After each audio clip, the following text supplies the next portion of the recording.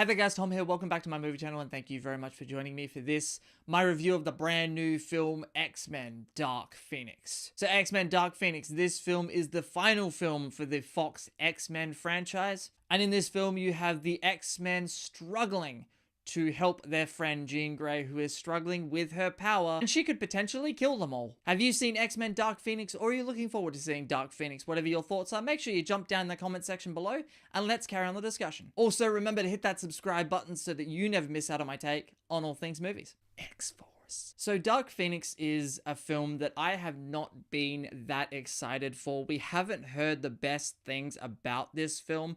The early reactions to this movie weren't all that overly positive at all. And a lot of people, including myself, had a lot of trepidations about the fact that this movie has a first-time director in Simon Kinberg taking on a major blockbuster franchise.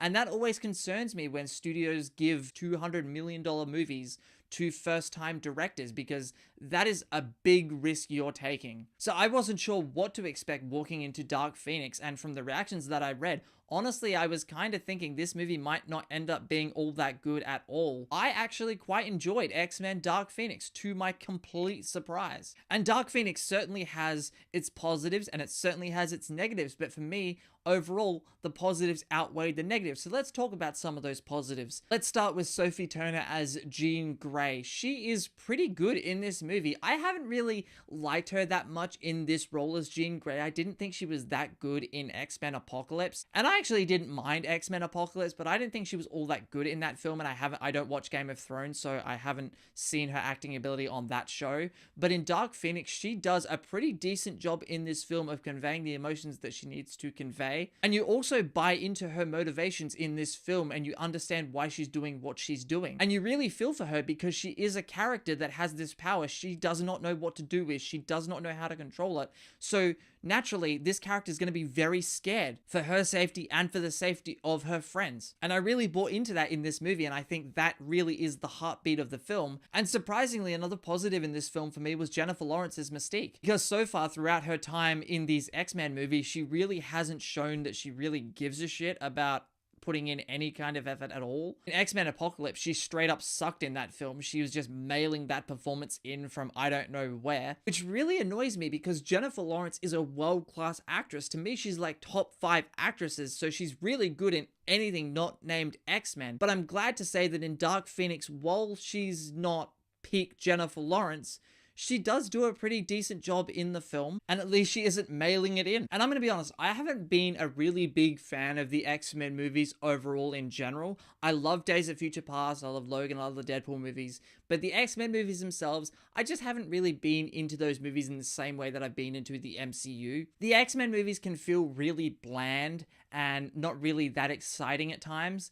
And Dark Phoenix has its ups and downs with that, where at certain points in the film, it does feel kind of bland, really slow. But at other points, this film is actually quite exciting, and there's some great action sequences in the film that I really enjoyed. Although you can tell that Simon Kinberg, being a first-time director, he's not really that experienced in handling big action set pieces as a director, and that comes across on screen as well. But I think he did do a pretty decent job at handling those sequences. Things with anything with Magneto and any action involving him was really well handled, and I love watching Magneto kick ass. And I love Michael Fassbender in this role as well, and it's really sad to me because James McAvoy and Michael Fassbender are two of the reasons this new cast of X-Men have worked so well, because Fox have done such a good job at casting these two characters, because they've absolutely gotten the casting for Magneto and Professor X right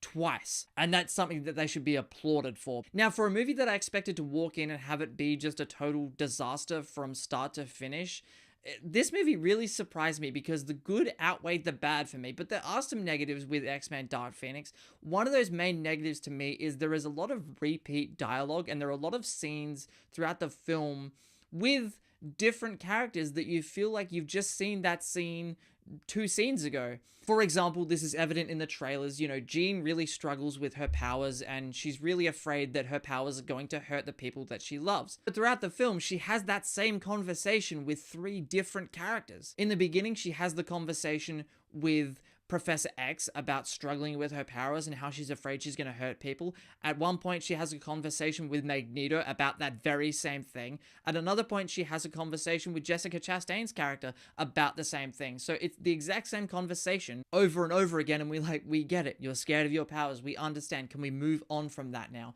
And speaking of the Jessica Chastain character, this is the worst character in this film. And ultimately, you probably could have gotten away with doing this movie without her character's involvement at all. And I love Jessica Chastain. I think Jessica Chastain is a fantastic actress. And I think ultimately that's where this movie kind of suffers, because you have this character of Jessica Chastain. She's after the powers of the Dark Phoenix, but then you have the main story going on with the X-Men struggle with Jean Grey. And yes, you would have had to change your story a little bit, but I think this movie would have worked better ultimately as this story of the X-Men struggling within themselves over what to do about Jean Grey. Is this movie a great movie? No, it's not a great movie. Is this movie a movie that's going to be on my top 10 list of the year? No, probably not. But ultimately for me, X-Men Dark Phoenix is a hit and miss movie. But for me, the good outweighed the bad. And I think X-Men Dark Phoenix is going to surprise a lot of the general movie-going audience, despite some critics not liking it. I mean, this movie has like a 20% on Rotten Tomatoes, and I think that's going to put some people off.